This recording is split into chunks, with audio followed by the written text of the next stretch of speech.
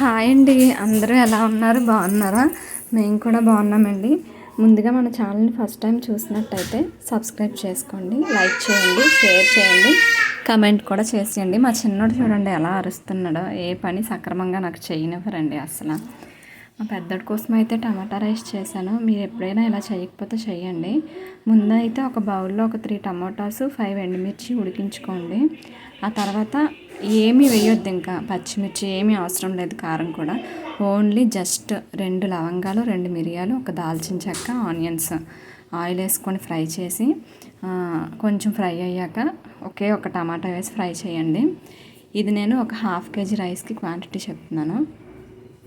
ఇది ఇలా ఫ్రై చేయండి, చాలా బాగుంటుంది. మా వేదాంశ్ టమాటా రైస్ చేయమని అడిగాడు, అందుకే చేశాను.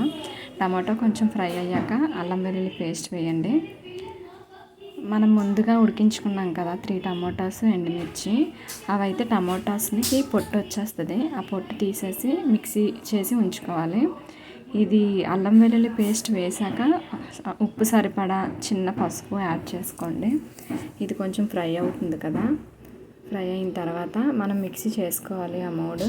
ఈ మిక్సీ చేసిన పేస్ట్ని కూడా ఫ్రై అయిన దాంట్లో వేసేయాలి. వేసేసి కొంచెం బాగా కలుపుకోవాలి.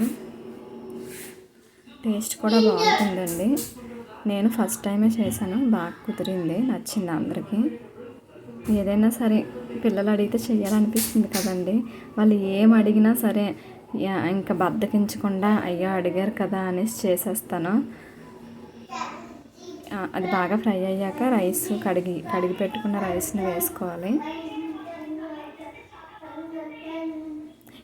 ఇంకో విషయం ఏంటంటే, లంచ్ బాక్స్ రెసిపీస్ ఏవేవైతే బాగుంటాయో కొంచెం కమెంట్ చేయండి.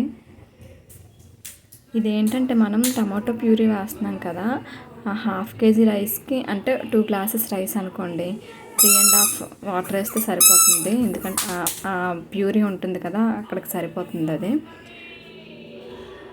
చాలా బాగా కుదిరిందండి, టేస్ట్ కూడా బాగుంది. వాడు కూడా బాక్స్ ఖాళీ చేసేసాడు.